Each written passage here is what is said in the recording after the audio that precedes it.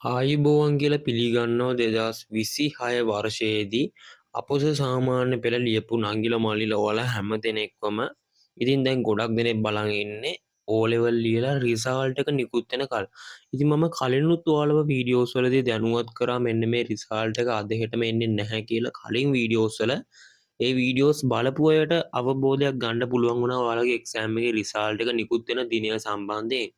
ඉතින් ඔන්න ගොඩක් කටකතාවක් යනවා දැන් ගොඩක් ෆේක් නිවුස් එකක් ස්කෑම් එකක් යනවා මෙන්න මේ විදිහට O level result මැයි 8 වෙනිදා නිකුත් වෙනවා කියලා. ඉතින් ඒ කියන්නේ අද දිනේදී නිකුත් වෙනවා කියලා.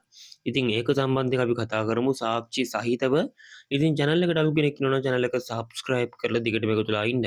අපි බලමු එහෙනම් මෙන්න මේ දින එකතු කරලා අද result එක එයිද ඇත්තටම මෙන්න මේක ඇත්තක්ද කියලා. ඉතින් ඔයාලගේ මෙන්න මේ එක්සෑම් එක ක්ලියර්ලා ඉවරුනාට පස්සේ O level විතරක් නෙමේ A level O level ඔන්න ඔය වගේ එක්සෑම් එකක් ලියලා ඉවරුනාට පස්සේ අදියර 3කින් ඔයාලගේ උත්තර පත්‍ර පරීක්ෂාව සිදු කරනවා. ඒ කියන්නේ ඔයාගේ පේපරයක් 3 අදියර 3කින් බලනවා. ඉතින් පළවෙනි අදියරේ අවසන් වෙලා දැන් ගොඩක් කල් දෙවන අදියරෙත් ඉවරයි. අවසාන අදියරේ අවසන් වෙලා තියෙන්නේ අප්‍රේල් මාසේ 30 වෙනිදා. ඉතින් ඔයාලට වෙනද 2026 4 වෙනි මාසේ 21 සිට 2026 4 වෙනි මාසේ 30 දක්වා මෙන්න මේ දෙවන අදියරේ ක්‍රියාත්මක වෙලා තියෙනවා. ඒ කියන්නේ ඔයාලගේ ප්‍රශ්න පත්‍ර බලලා තියෙනවා.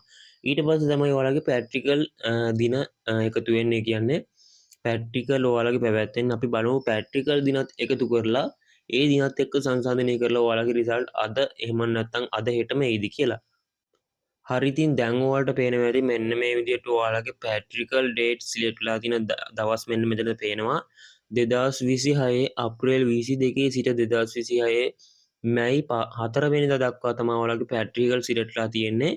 ඒ කියන්නේ දැන් දවස් 3කට කලින් තමයි ඔයාලගේ ප්‍රැක්ටිකල් එකත් ඉවර වෙලා තියෙන්නේ. ඔයාලගේ උත්තර පත්‍ර පරීක්ෂාව පේපර් බලලා ඉවර වෙලා තමයි ප්‍රැක්ටිකල් ඩේට් එක සිලෙක්ට්ලා තියෙන්නේ.